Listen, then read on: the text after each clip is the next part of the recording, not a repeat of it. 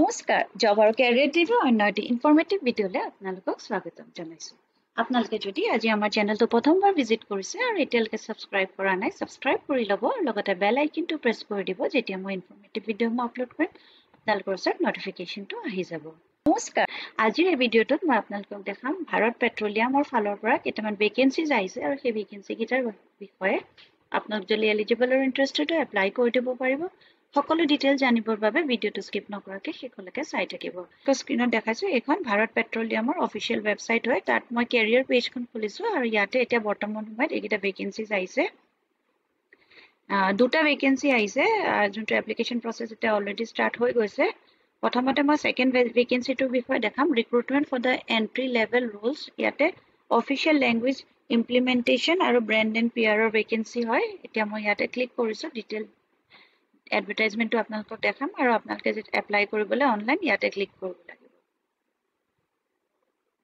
এইখন হৈছে অফিচিয়েল নটিফিকেশ্যনখন আৰু এপ্লিকেশ্যন প্ৰচেছটো 23 তাৰিখৰ পৰা ষ্টাৰ্ট হৈছে আৰু 9 আগষ্টলৈকে হ'ব। মই এতিয়া দেখাই যাওঁ ইয়াতে এছ'চিয়েট এক্সিকিউটিভ অফিচিয়েল লেংগুৱেজ ইমপ্লিমেণ্টেশ্যনৰ কাৰণে বিচাৰিছে এটা ৰোল 32 ইয়াৰ্ছ কৈছে এজ লিমিট আৰু ইয়াতে মাষ্টাৰ ডিগ্ৰী বিচাৰিছে ইন হিন্দী আৰু 3 বছৰ মিনিমাম ৱৰ্ক এক্সপিৰিয়েঞ্চ বিচাৰিছে আৰু নেক্সট এটা আছে associate executive brand and PR 32 years দিছে এজ লিমিট আৰু ইয়াতে বিচাৰিছে post graduate degree diploma in mass communication advertising brand management course আৰু ইয়াতো 3 বছৰৰ আপোনালোকক এক্সপিৰিয়েঞ্চৰ কথা মেনশ্যন কৰিছে। এতিয়া মই ডিটেইলছত কৈছোঁ যোনটো প্ৰথম ভেকেঞ্চিটো হয় হিন্দীৰ সেইটো কাৰণে মাষ্টাৰ্ছ ডিগ্ৰী 2 বছৰীয়া লাগিব মিনিমাম 60% মাৰ্কছ হ'ব লাগিব আৰু যদি আপোনালোকে SC ST বা PWD কেণ্ডিডেট হয় তেতিয়া ৰিলেক্সেশ্যন দিব 50%লৈকে আৰু কৈছে ক্লাছ 12ত মিনিমাম 60% মাৰ্কছ থাকিব লাগিব ইয়াত আৰু SC ST এইখিনিৰ কাৰণে 50% দিছে। তাৰপিছতে ইয়াতে এচেঞ্চিয়েল ৱৰ্ক এক্সপিৰিয়েঞ্চ বিচাৰিছে মিনিমাম 3 বছৰ বিচাৰিছে পষ্ট কোৱালিফিকেশ্যন পিছতে ডিজায়াৰ্ড স্কিলছ বিচাৰিছে fluency in Hindi written as well as communication আৰু ability to translate from English to Hindi তাৰমানে আপোনালোকে হিন্দীটো ভালকৈ ক'ব আৰু লিখিব পাৰিব লাগিব। তাৰপিছতে হিন্দীত আপোনালোকে ট্ৰান্সলেট কৰিব পাৰিব লাগিব হিন্দী টু ইংলিছ বা ইংলিছ টু হিন্দী এনেকুৱা ধৰণৰ এইখিনি দিছে 6টামান পইণ্ট আছে। Upper age limit for general in EWS candidate 32 years. Age relaxation in upper age limit will be applicable in the candidates belonging to various categories. Ekhini category karne as per the presidential directives. Aru tar pisote next jonto vacancy ase hetu karne koise PG degree diploma in mass communication advertising brand management course minimum 1 year with minimum 60% marks hobo lagibo aru 50% for ST SC PWBD কেটেগৰিজৰ কাৰণে তাৰপিছতে ইয়াতে আপোনালোকৰ আৰু বিচাৰিছে essential work experience যোনটো কৈছে minimum 3 বছৰ বিচাৰিছে আৰু ডিজায়াৰ্ড স্কিল কৈছে strong understanding of social media platform trends and analytics তাৰপিছতে experience in coordinating with agencies in managing content calendars এনেকুৱা ধৰণৰ আপোনালোকৰ এক্সপিৰিয়েঞ্চ থাকিব লাগিব ছ'চিয়েল মিডিয়া আৰু ব্ৰেণ্ডিং PRৰ ওপৰত। ইয়াতে যোনটো এজ লিমিট হয় সেইটো 32 years থাকিব জেনেৰেল আৰু EWSৰ কাৰণে আৰু বাকী কেটেগৰিজৰ কাৰণে ৰিলেক্সেশ্যন থাকিব as per presidential directives. Application started 23rd পৰা হৈ গৈছে আৰু আপোনালোকে এইটো অনলাইন এপ্লাই কৰিব লাগিব লিংকটো মই শ্বেয়াৰ কৰি দিম। এইখিনি প্ৰথমতে আপোনালোকে যদি আপোনালোকৰ কোৱালিফিকেশ্যনখিনি মিলে তেতিয়াহ'লে আপোনালোকে লগ ইন কৰি পেলাই এপ্লিকেশ্যন প্ৰচেছটো কৰিব পাৰিব। স্কেন কপিজখিনি আপোনালোকে প্ৰথমতে ৰেডি কৰি ল'ব যেনেকৈ date of birth proof class 10, 12 pass certificate এইখিনি এডুকেশ্যনেল কোৱালিফিকেশ্যনৰ প্ৰুফখিনি তাৰপিছতে ৱৰ্ক এক্সপিৰিয়েঞ্চ এই গোটেইখিনি যদি কাষ্টত বিলং কৰে এতিয়া কাষ্ট চাৰ্টিফিকেট আছে এপ্লাই অনলাইনত কৰি পেলাই আপোনালোকে এইখিনি এপ্লিকেশ্যন প্ৰচেছটো কৰিব এইখিনি এবাৰ পঢ়ি ল'ব আৰু ইয়াতে এটা এপ্লিকেশ্যন ফিজ আছে 1000 rupees প্লাছ GST আছে এইটো হ'ব unreserved category OBC NCL আৰু EWS candidates SC ST আৰু PWBD candidates exempt কৰিছে তাৰপিছতে বাকী এইখিনি এবাৰ পঢ়ি চাই ল'ব। মেডিকেল ষ্টেণ্ডাৰ্ড চিলেকশ্যন প্ৰচেছটো ইয়াতে যোনটো এছ'চিয়েট এক্সিকিউটিভৰ পে স্কেল থাকিব 40,000 বা 1,40,000 থাকিব মানে 16.66 lakhs per annum এইটো CTC থাকিব। প্লেচমেণ্ট এইটো ইণ্ডিয়াৰ যিকোনো লোকেশ্যনতে হ'ব পাৰে আৰু এটো এপ্লাই কৰিবৰ কাৰণে মানে any Indian citizen can apply for this vacancy এটো এটা ভাল অপৰচুনিটি হয় আপোনালোকৰ যদি এলিজিবল মিলে তেন্তে ভ্যাকেন্সি কিটাৰ কাৰণে এপ্লাই কৰিব পাৰিব ইয়াৰ পিছত মই সেকেন্ড আৰু এটা ভ্যাকেন্সিৰ বিষয়ে দেখাবলৈ গৈ আছো অপচন চাৰ তাত কি ভ্যাকেন্সি ওলাইছে ভ্যাকেন্সিটোৰ বিষয়ে মই আপোনালোকক জনাম ইয়াতো 23 জুলাইৰ পৰা এপ্লিকেশন প্ৰসেস ষ্টাৰ্ট হৈছে 9 আগষ্টলৈকে আছে লাষ্ট ডেট তো ভ্যাকেন্সি আছে এটো as a functional consultant SAP module আৰু এইগিটা দিছে sales and distribution material management masters plant maintenance project system real estate production planning quality management production planning and details scheduling vendor invoice management government's risk and compliance solution manager industry solution business intelligence at the qualification basis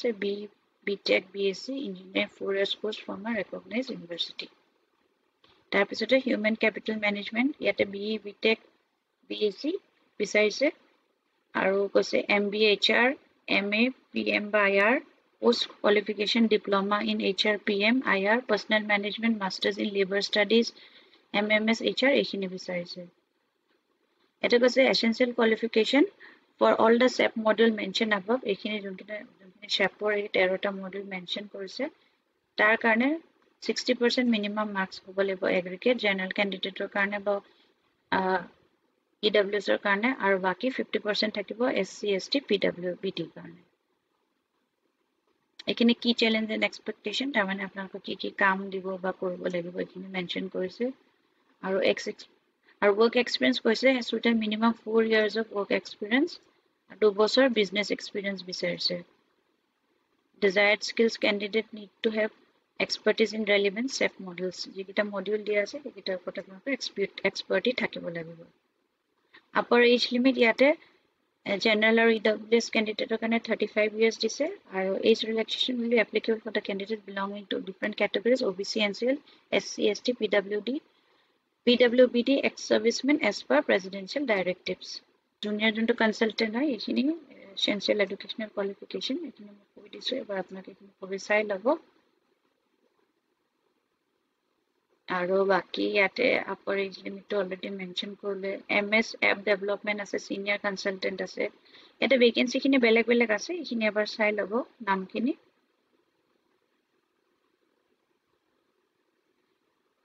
আৰু ইয়াতে আৰু vacancy আহিছে SAP app development junior consultant ABAP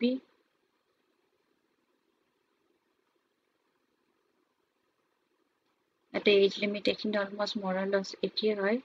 তাৰপিছত SAP app development senior consultant ABAP এখিনি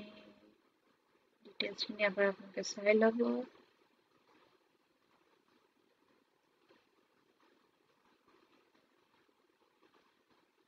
SAP basis consultant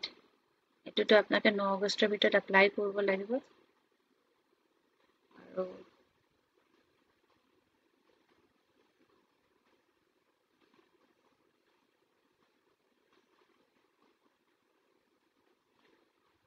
ইয়াতে যোনটো থাকিব stipend যোনটো থাকিব functional consultant HANA and junior consultant 1,78,850 rupees or 1,43,800 rupees থাকিব আৰু বাকি senior যোনটো consultant থাকিব 1,26,200 or 1,62,900 থাকিব আৰু এটো duration of contract যোনটো হ'ব এটো 3 years or কাৰণে কৈছে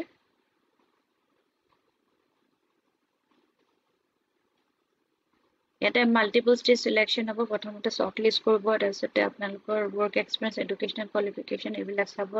চাই পেলাই written computer based test presentation হ'ব আৰু personal interview হ'ব প্লেসমেন্ট ইয়াতে অল ওভাৰ ইন্ডিয়া যিকোনো লোকেশনতে আপোনালোকৰ প্লেসমেন্ট হ'ব অনলাইন এপ্লাই কৰিবলৈ হলে এইটো লিংকত আপোনালোকে এপ্লাই কৰিব লাগিব